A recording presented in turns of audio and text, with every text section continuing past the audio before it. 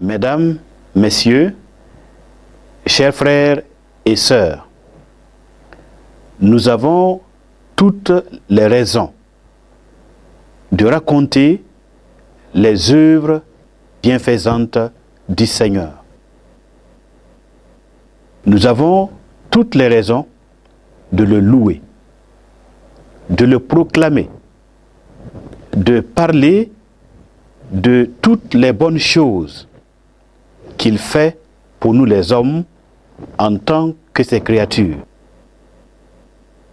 Nul doute que chacun de nous reconnaît tellement de bienfaits que le Seigneur nous accorde quotidiennement.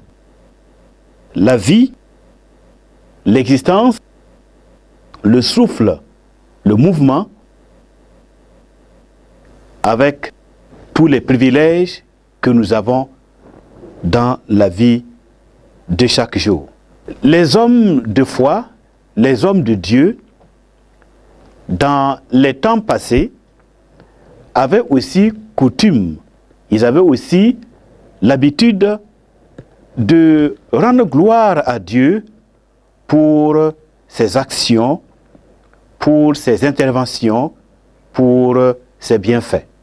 En début de cette année 2013, mon vœu est de nous aider tous ensemble à garder cet esprit qui consiste à remercier le Seigneur pour tous les bienfaits, pour toute sa grâce, pour toute sa bonté qu'il nous accorde tout au long de notre existence. Du reste, chers frères et chères sœurs, qu'est-ce qu'un homme peut offrir à Dieu qui lui plaise? Eh bien, les Saintes Écritures nous enseignent que ce que Dieu veut, c'est nos actions de grâce. Ce que Dieu veut entendre de nous, ce sont nos actions de grâce, nos remerciements, nos louanges qui montent vers lui pour reconnaître ses compassions, sa miséricorde et sa bonté à notre égard. Alors, en revenant sur l'habitude ou la coutume des hommes de Dieu, des hommes de foi, dans la Sainte Bible, parole de Dieu, donc en revenant dans leur expérience, eh bien, nous pouvons, mesdames, messieurs, lire dans le psaume 65. Alors, le psaume 65 est un psaume qui a été écrit par David. David était un roi, le roi d'Israël. Et tout le monde se rappelle de cette histoire de la lutte, du combat de David contre Goliath. Eh bien, il s'agit de ce David qui était devenu l'un des plus grands rois d'Israël.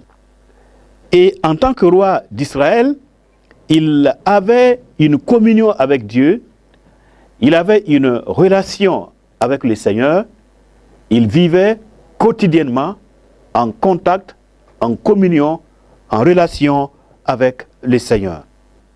Et David ne manquait pas de raconter, de proclamer ou encore de publier les bienfaits de Dieu à son égard.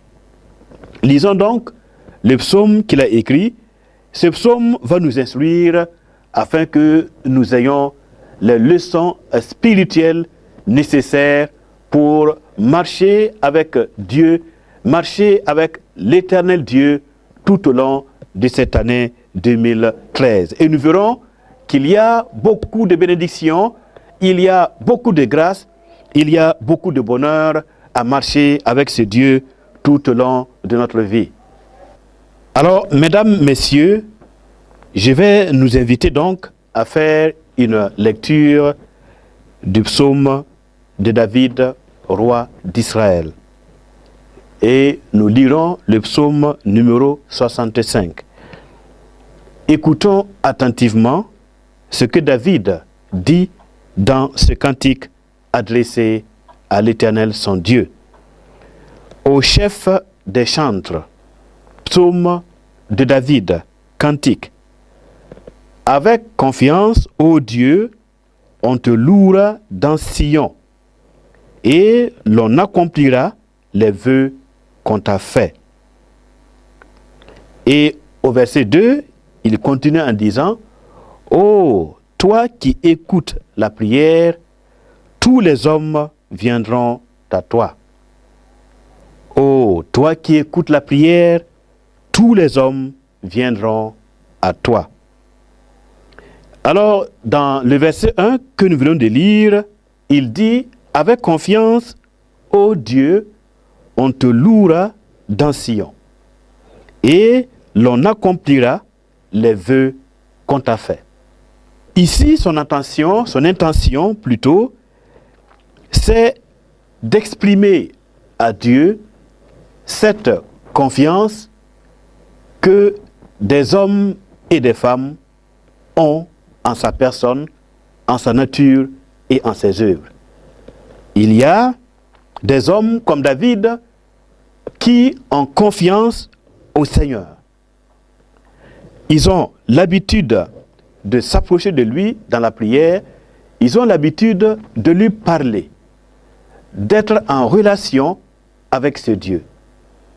Ils ont l'habitude de lui raconter leur misère morale, leur misère spirituelle, leurs angoisses, leur détresse. En un mot, ils ont l'habitude de raconter à Dieu les difficultés qu'ils rencontrent dans leur vie quotidienne.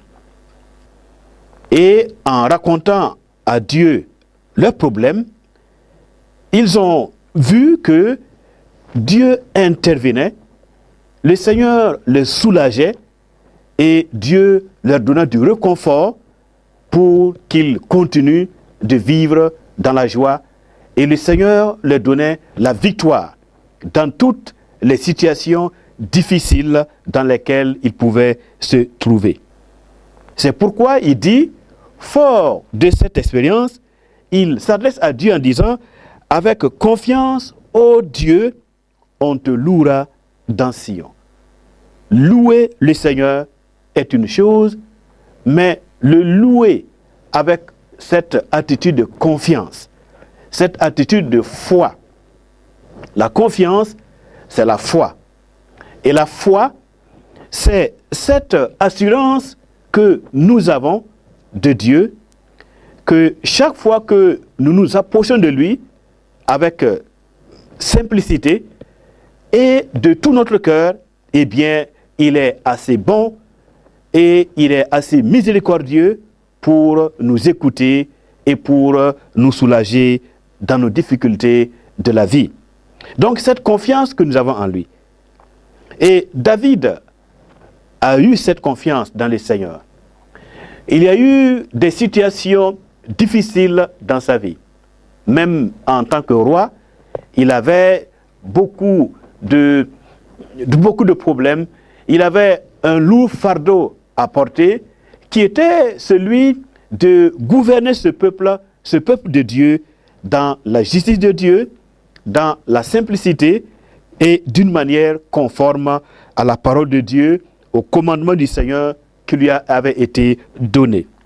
Et il a vu comment Dieu lui donnait de la sagesse, Dieu lui apportait son conseil, Dieu lui donnait de l'intelligence, Dieu lui donnait des capacités morales, spirituelles et physiques pour qu'il exerce sa mission de roi de ce peuple, de gouverneur, tout en appliquant les règles que le Seigneur lui avait ordonnées. Eh bien, il voyait comment Dieu intervenait aussi dans sa propre famille ou encore dans sa propre vie au quotidien. C'est pourquoi il arrive à cette conclusion, à cette vérité fondamentale, à cette leçon spirituelle profonde et qu'il nous transmet en disant « Avec confiance, ô Dieu, on te louera dans Sion. Et l'on accomplira les vœux qu'on t'a fait. » Eh bien, à cause de cette confiance que nous pouvons avoir dans le Seigneur, parce que ce Dieu, il écoute la prière, et que parce qu'il écoute la prière, tous les hommes viendront à lui, eh bien, parce que ce Dieu agit, on peut alors lui faire des vœux. On peut souhaiter, on peut avoir des souhaits, ou on peut lui faire des promesses que s'il intervient dans telle ou telle situation de notre vie, s'il nous délivre de tel ou tel problème, de tel ou tel ennemi, s'il nous guérit dans nos maladies, s'il nous délivre de nos misères, ou s'il nous donne des possibilités, s'il nous ouvre des chemins pour notre marche, eh bien, nous pouvons réellement lui faire confiance et nous pouvons nous engager à faire des promesses que s'il le fait, eh bien, nous allons le louer ou bien nous allons poser un acte de reconnaissance, nous ferons ceci ou nous ferons cela. Et ça s'appelle les vœux. On souhaite quelque chose, voyez, on fait une promesse à Dieu et lorsqu'on fait la promesse à Dieu, c'est parce qu'on est conscient, on est sûr que ce Dieu, il va agir. Il a l'habitude d'agir dans la vie de ceux qui lui font confiance. Ô toi qui écoutes la prière, connaître que ce Dieu, on peut lui faire confiance. Et pourquoi lui faire confiance? C'est parce qu'il est caractérisé par le fait qu'il écoute toujours la prière faite au nom de son Fils Jésus. Ô toi qui écoutes la prière, l'attention de Dieu, voyez, les oreilles du Seigneur, l'éternel Dieu, qui est assis sur le trône, donc ses oreilles, la Bible le dit, ses oreilles sont attentives au cri du malheureux. Chaque fois que le malheureux, chaque fois qu'un homme ou une femme, quelque part sur la terre, dans un coin reculé de la planète, adresse sa prière à Dieu, il fait un appel au secours, au Dieu vivant qui est assis sur le trône, eh bien, les oreilles du Seigneur sont attentives à ses prières. Et il dit, tous les hommes viendront à toi. Tous les hommes viendront à ce Dieu, au Dieu d'Abraham, au Dieu d'Isaac, au Dieu de Jacob, au Dieu de David. Pourquoi? Parce que tous les hommes qui le connaissent, tous ceux qui ont l'habitude d'invoquer son nom, savent qu'il écoute toujours la prière de son peuple.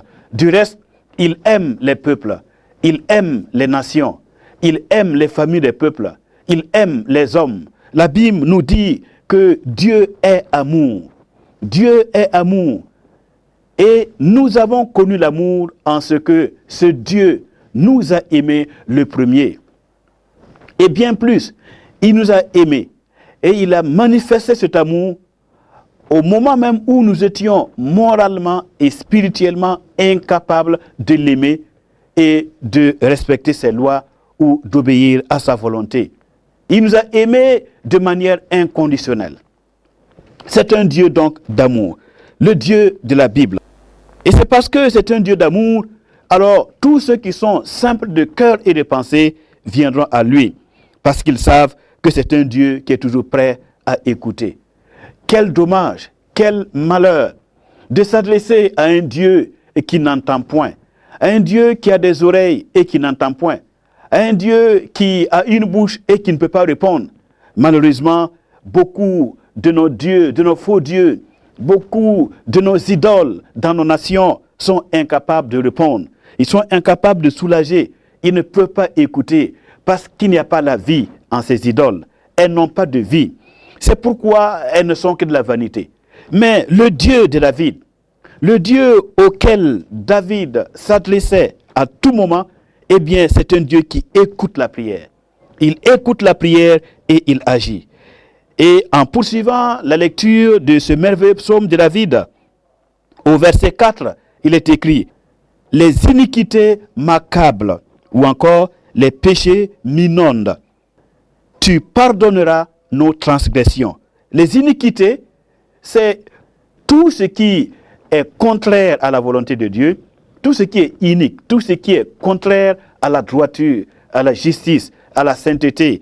Eh bien, les iniquités macabres, quelle réalité? C'est vrai que lorsque nous nous approchons du Seigneur, lorsqu'un homme s'approche de Dieu, il devient conscient de ce fossé qui le sépare de Dieu. Et ce fossé, c'est lequel? C'est le péché.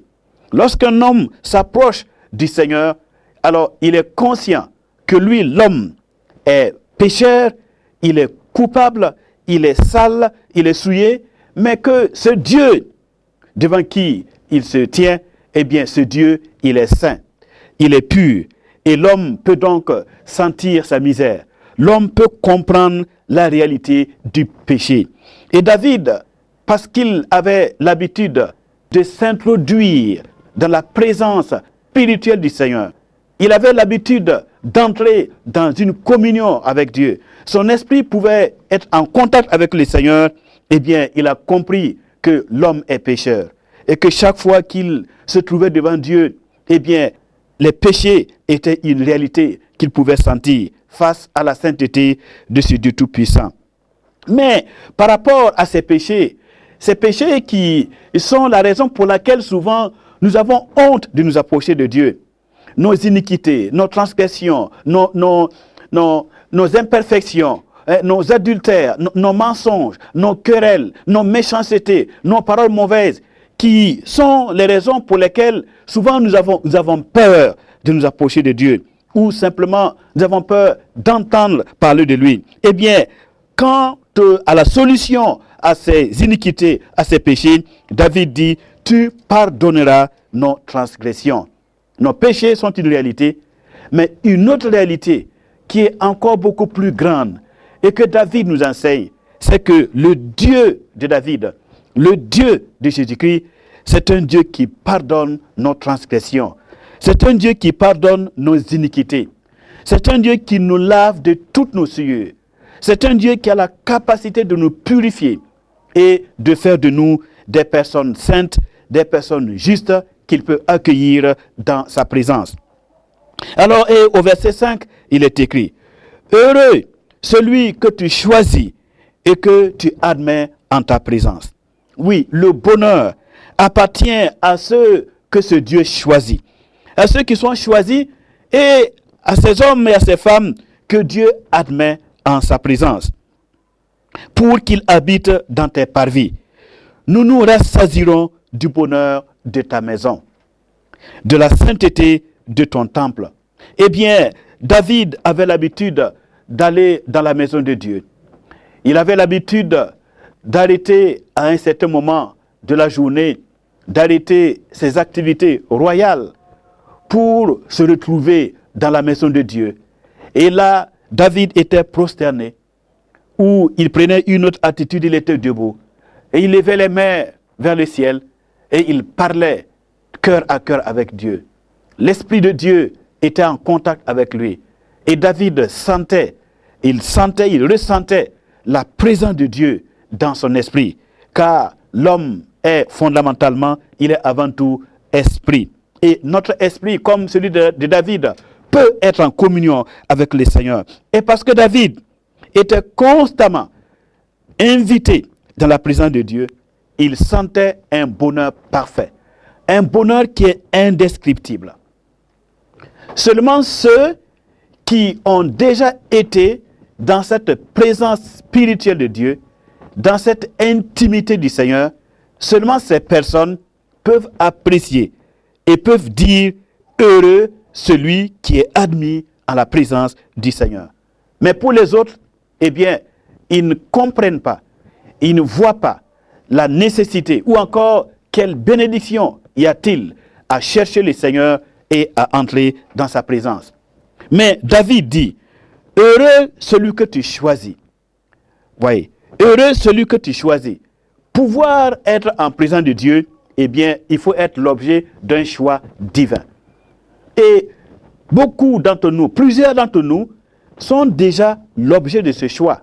Ils sont choisis de Dieu et alors ils peuvent, dans leur vie de chaque jour, ils peuvent entrer dans la présence du Seigneur. Et c'est là qu'ils ressentent le bonheur, le vrai bonheur qui consiste à être en paix avec le Seigneur, qui consiste à être en communion avec celui qui est l'auteur de la vie, qui est la source de la vie et qui communique la vie. Eh bien, il dit, nous nous rassasierons du bonheur de ta maison. Combien d'entre nous sont conscients du bonheur de la maison de Dieu? Et lorsque nous lisons les enseignements du Nouveau Testament, la parole de Dieu nous dit que, en réalité, Dieu n'habite pas dans des maisons construites par les mains des hommes. Il n'habite pas dans les bâtiments physiques. Plutôt, ce qui est la maison de Dieu, ce qui est le temple de Dieu, ce sont nos cœurs. Eh bien, Dieu veut habiter dans notre cœur. Et quand il habite en nous, eh bien, notre cœur, qui est sa maison, est rempli du vrai bonheur. Nous nous rassasierons du bonheur de ta maison. Ce qui peut rassasier l'homme, ce qui peut satisfaire l'homme, ce qui peut amener l'homme à un épanouissement total et complet de sa nature, eh bien, c'est la présence du Seigneur en lui. Rien d'autre dans la vie, ni la richesse, ni la gloire, ni les honneurs, ni les plaisirs, rien ne peut nous rassasier, rien ne peut nous épanouir entièrement et selon le plan divin. Rien ne peut remplacer la présence de Dieu en nous. Eh bien, si nous essayons d'atteindre le bonheur en passant par les choses que Dieu a créées, par exemple les richesses, ou bien la course à l'argent, ou bien les plaisirs, ou bien la gloire, eh bien, à la fin de tout cela, nous allons nous retrouver profondément troublés en nous-mêmes, troublés dans notre âme, troublés dans notre être intérieur, troublés et frustrés. Mais quand nous avons la présence de ce Dieu vivant en nous, eh bien, notre maison, notre cœur devient réellement comme un lieu de festin, un lieu de communion, un lieu où nous avons un souper, nous avons un dîner avec Dieu, un lieu où nous partageons le bonheur de ce Créateur, le bonheur de notre Dieu créateur, le bonheur de celui qui est la source de la vie, nous partageons les choses avec lui. Eh bien là, notre vie va être profondément enrichie et nous aurons une paix intérieure, une paix sans fin. Eh bien, il est écrit au verset 6, « Dans ta bonté, tu nous exauces par des prodiges. » Voilà encore ce que Dieu fait et qui est la raison pour laquelle c'est avec confiance qu'on va le louer. On le loue avec confiance. Pourquoi? Parce que dans sa bonté, il nous exauce par des prodiges. Quand Dieu décide de nous exaucer, c'est-à-dire de nous répondre, d'intervenir dans notre vie, il le fait de manière prodigieuse, de manière très miraculeuse. Il le fait d'une manière exceptionnelle. Dieu fait des merveilles dans notre existence. Et beaucoup d'hommes et de femmes, au cours des générations, et encore dans notre monde, et encore dans ce pays, dans cette ville, dans nos familles, beaucoup d'hommes et de femmes ont réellement vu Dieu intervenir par des prodiges dans leur vie. Des gens qui ont été miraculeusement guéris de leurs maladies incurables. Des gens qui ont été délivrés de situations extraordinaires. Oui, des foyers qui étaient brisés, mais que le Seigneur a rétablis. Des hommes et des femmes qui étaient liés par des vices contre nature, mais que le Seigneur a libérés, qu'il a lavés, qu'il a sanctifiés et qui sont devenus des hommes droits, des hommes justes, sur lesquels leurs femmes, leurs enfants, leurs frères, leurs amis et tout le peuple entier peut se confier. Et il est écrit, dans ta bonté, voyez, dans la bonté de Dieu, dans sa bonté, il nous exauce. Oui, il nous répond. Ce n'est pas les anges que Dieu exauce. Ce n'est pas les animaux que Dieu exauce. Bien qu'il exauce les anges et les animaux. Mais en particulier, en tant qu'être humain, nous pouvons dire avec certitude que le Dieu qui est au ciel, il exauce les hommes. Dans sa bonté, il parle aux hommes, il se manifeste aux hommes, il aime les hommes et il agit de manière miraculeuse dans leur existence. Et encore, il est écrit, Dieu de notre salut, toi qui es l'espoir de toutes les extrémités lointaines de la terre et de la mer, Dieu de notre salut, le Dieu qui nous sauve. Et le salut, c'est tout ce que Dieu fait dans notre corps, dans notre âme et dans notre esprit. Et tout au long de notre vie pour nous rendre heureux, non seulement heureux sur cette terre, mais aussi heureux pour l'éternité. Eh bien, il est aussi l'espoir de toutes les extrémités lointaines de la terre et de la mer. Toute la terre et même la mer, tout ce que Dieu a créé et qui se trouve sur terre comme dans les cieux, eh bien, tous espèrent en ce Dieu. Et c'est pourquoi David peut le dire. Et il a dit au début de ce psaume, il peut dire avec confiance, ô Dieu, on te louera. Mesdames, Messieurs, quelle confiance avons-nous dans le Dieu de David? Quelle confiance avons-nous dans le Dieu vivant qui est assis sur le trône? Et voyez, mesdames, messieurs, pour terminer cette exhortation de ce soir, il est écrit au verset 12, « Tu visites la terre et tu lui donnes l'abondance. Tu la combles de richesses. Le ruisseau de Dieu est plein d'eau. » Mesdames, messieurs, le ruisseau du Seigneur est plein d'eau. Et je vais vous inviter, selon les enseignements de David, homme de Dieu, je vais donc vous inviter à faire l'expérience que le grand roi David a eu à faire dans sa vie. Il a rencontré Dieu, il a été en contact avec la source de la vie et il a vu comment le bonheur coule de Dieu vers l'homme. Et ce bonheur nous est transmis par celui que Dieu a envoyé dans le monde, son Fils Jésus-Christ. Mesdames, Messieurs, que Dieu vous bénisse et que tout au long de cette année 2013, vous puissiez entendre la voix de Dieu et garder une ferme confiance à ce Dieu vivant qui vous aime, qui nous aime par son Fils Jésus-Christ. Soyez donc réconciliés avec ce Dieu en acceptant son Fils et votre paix, votre bonheur, votre confiance sera sans fin. Que Dieu vous bénisse, mesdames, messieurs, à la prochaine. Jésus, l'agneau de Dieu, immolé avant la fondation du monde.